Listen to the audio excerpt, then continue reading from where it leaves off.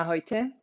Dnes som si pre vás pripravila taký jednoduchý tip alebo trik, ako si nejako rozhýbať panvu, rozhýbať bedra, aby sa vám ľahšie vchádzalo do predklonov v stoji.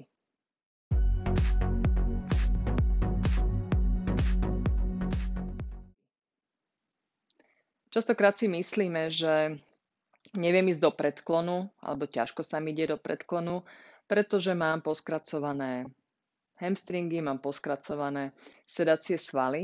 Áno, aj to je problém, ale mnohokrát je problém aj v tom, že sme v panve neohybné. Že sme vlastne práve v oblasti bedier, v oblasti panvy stuhnuté a nevieme s ňou hýbať, rotovať dopredu, dozadu.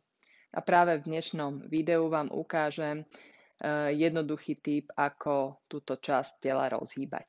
Najprv môžete začať tak, že budete mať nohy na šírku bokov a keď budete si už istejší, budete mať väčšiu stabilitu, tak potom môžete chodidla spojiť. Určite nespájajte chodidla, keď máte problémy s krížami, keď máte menštruáciu. Takže dajte si nohy na šírku bokov, zrovnajte si maličkové hrany,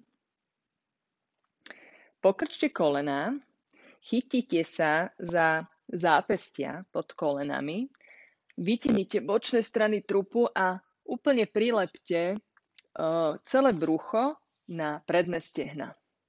Ramena potiahnite od uší a skontrolujte si chrbát. Chcete dávať lopatky smerom dovnútra do chrbtice, ramena od uší, chrbát je celý čas vystretý. A potom budete len dopínať pomaličky nohy, kolená, ale len choďte potiaľ, pokiaľ viete udržať to brucho nalepené na stehnách. Vyťahujete stále ramena od uší, lopatky k zadku. Hrudnou kosťou chcete ísť dopredu. Nechcete sa vyhrbiť, ale práve robíte protipohyb. To znamená, ako keby ste chceli ísť hrudnou kosťou. Dopredu chcete dávať lopatky dovnútra do chrbtice. A pomaličky rozhýbete panvu. Skúšajte to. Potom si môžete prechytiť za lakte, to je trošku náročnejšie. Vytiahnite bočné strany trupu, ramena od uší a idete zase, dopínate kolena, chrbát vystretý. Choďte len potiaľ, pokiaľ vás to pustí. Teraz nie je dôležité a v podstate sa ani nedostanete v týchto začiatkoch do tej pozície tak, že dopnete kolena a budete mať brucho prilepené celý čas na stehnách. V tomto cviku alebo pre rozcvičku je dôležité, alebo aby ste rozhýbali tú panvu, čo je teraz pre vás najdôležitejšie, je, aby ste teda prechytili zápestia alebo predlaktia, potom môžete dať nohy spolu a skúšať. Skúšať, pokiaľ vydržíte, pokiaľ viete ponaťahovať zároveň aj zadnú stranu nôh, ale viete mať aj vytiahnutú hrudnú kosť smerom dopredu, ramena od uší, lopatky k zadku.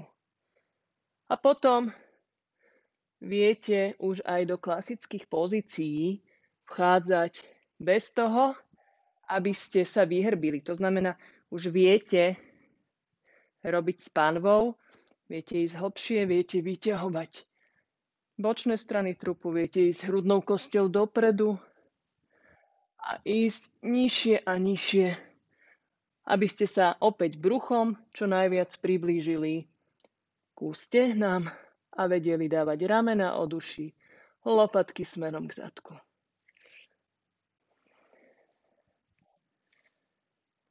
Takže skúšajte, rozhýbte sa v oblasti panvy a potom vám aj predklony v sede, aj predklony v stoji pôjdu oveľa ľahšie. Ďakujem, že ste tu so mnou boli a teším sa na vás aj na budúce. Namaste.